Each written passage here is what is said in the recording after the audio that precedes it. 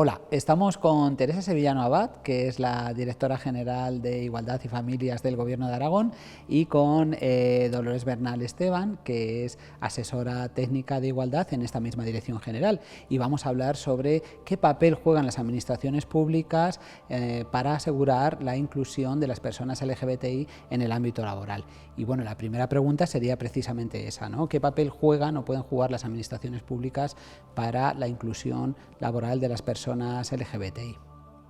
Gracias, José Ignacio. Yo creo que las administraciones públicas sí que tenemos que intervenir también en la inserción laboral de las personas LGBT por muchas razones, pero tres fundamentales. Primero, porque tenemos que ser garantes de que se cumplan las leyes, porque al fin y al cabo las leyes son derechos de las personas y hay leyes que amparan también laboralmente a las personas lesbianas, gays, bisexuales, transexuales. Eso por un lado. Por otro, no solo vale que haya leyes que te respalden estos derechos, sino que tenemos que las administraciones implementar acciones para que estas leyes se desarrollen, porque estas leyes pueden estar aprobadas, pero una determinada administración las puede dejar en un cajón, mueren de inacción y es como si esas leyes no necesitan derogarlos. Entonces hay que implementar medidas y hacer acciones para que se desarrollen esas leyes. Y en tercer lugar, porque tenemos que cumplir los compromisos, y el Gobierno de Aragón desde luego cumplimos los compromisos. Dentro de los ejes rectores que tenemos está el de la igualdad y no discriminación. En resumen, las administraciones tenemos la obligación también en el mundo laboral, aunque parezca que sea una parcela de las empresas, una parcela, y además tenemos mucho funcionariado público, por lo tanto tenemos la obligación de implementar medidas para que las personas tengan la igualdad de oportunidades y no se sientan discriminadas y trabajen sin ningún tipo de presión.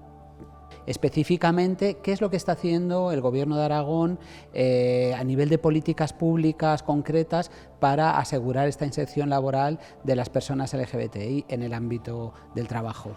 Pues afortunadamente en el año 2018, Aragón aprobó dos leyes muy importantes para las personas LGBTI y las personas trans. Entonces la Ley 4, la Ley Trans, además, tiene el artículo 27.3 que dice exactamente que cualquier convocatoria pública del Gobierno de Aragón tendrá que tener un cupo de al menos el 1% dedicado o que será para personas trans.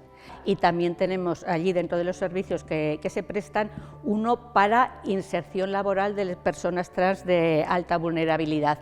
Entonces sería como el primer paso, porque todas las personas no tienen la formación precisa para acceder a la administración. Entonces ese sería también como un primer paso para la inserción laboral en cualquier sitio, pero también para que adquieran la formación necesaria para luego, si tienen intención de estar en el trabajo de la administración pública, pues que puedan tener la oportunidad.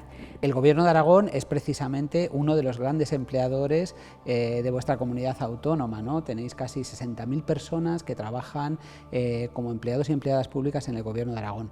¿Qué se está haciendo específicamente desde vuestra dirección general para trabajar la diversidad sexogenérica con este colectivo de empleados y empleadas públicas? Queríamos ver si íbamos en buen camino, ver cómo estaban, porque si queremos dar ejemplo de que también las empresas tengan sensibilidad y haya igual de trato y de oportunidades para todas las personas, pues teníamos que dar ejemplo. Entonces, qué mejor manera pensamos que hacer un estudio, un informe, que se nos diera un informe de ver cómo está la situación de los empleados y empleadas públicas en Aragón y sobre todo en general, pero sobre todo la perspectiva de las personas LGTB. Y entonces aquí constó de dos partes. Una primera parte donde es un estudio comparativo con los mismos objetivos que teníamos a la hora de pedir este informe, que se habían hecho tanto a nivel nacional como a nivel internacional para poder comparar. Y luego una encuesta específica para ver lo que queríamos observar de la situación del sentir, la experiencia de los empleados y empleadas públicas en Aragón. Una encuesta específica para esto, además con un número yo creo que muy importante, porque como acabas de decir, casi 60.000 personas empleadas en Aragón, y el estudio es la encuesta es más de 2.000 personas, entonces yo creo que es bastante representativa. Y bueno, de todo ese trabajo se ha elaborado, se ha hecho un diagnóstico y también una evaluación del mismo, y entonces lo que queremos hacer para este año 2023, porque eso era un estudio cuantitativo, pues ya hay que completarlo con un estudio cualitativo, que es lo que vamos a hacer a lo largo de este año 2023, y consecuencia de este estudio pues habrá el propio diagnóstico que se verá y una guía donde nos dirá lo que piden, cómo sienten, y un poco también nos servirá para ver dónde tenemos que ir, para ver si las políticas públicas que hemos implantado van en buen camino o tenemos que modificar o hacer otras cosas nuevas y ver lo que queremos hacer. Por otra parte, también otra de las cosas que hacemos es, como he dicho en este espacio, acciones de sensibilización, acciones de formación sobre todo, que hacemos no solamente a empleados y empleadas públicos del Gobierno de Aragón, sino que también van a toda la Administración. Para que hayamos desarrollado estas políticas públicas, que es imprescindible que la normativa nos ampare. Teníamos 2 leyes autonómicas del año 18, ahora ya tenemos también la Ley de Igualdad de Trato y la Ley Trans, que es la normativa la teníamos, que eso es un amparo fundamental, pero luego es imprescindible que nuestros representantes públicos se crean que es de justicia trabajar por la igualdad y no discriminación de ningún colectivo. Y después también, bueno, hemos coincidido, digamos, trabajadoras públicas que nos creemos que trabajar por las personas y sobre todo por las que lo tienen más difícil, pues es fundamental para trabajar en un mundo más justo. Y sobre todo que si la administración pública debe ser garante de todos los derechos, sobre todo nosotros debemos ayudar más a aquel que más lo necesite. Por eso estamos en los servicios, en los servicios públicos. Quiero decir que es evidente que tenemos que ayudar. Hemos comentado justo de los colectivos más excluidos de la sociedad, pero precisamente dentro del colectivo LGBTI hay un grupo que está especialmente en riesgo de vulnerabilidad, en riesgo de exclusión y el riesgo de sufrir discriminación, claramente en el ámbito del trabajo, que son las personas trans. ¿Qué se está haciendo desde el Gobierno de Aragón para trabajar con este colectivo de personas trans en lo que tiene que ver con el empleo? Sí, como tú has dicho, claramente el colectivo trans es el que tiene más dificultades de inserción en el mercado laboral. Como fuimos pioneros con la aprobación del cupo trans, donde el 1% de las plazas de empleo público, como ha dicho Teresa, bueno, están ofertadas a personas trans, pero evidentemente sabemos que a medio y corto plazo es bastante difícil que las personas trans puedan estar en situación de presentarse a una oferta de empleo público. Por lo tanto, vimos que esto no solucionaba el problema de la mayoría de las personas trans que hoy viven en Aragón, digamos, ¿no?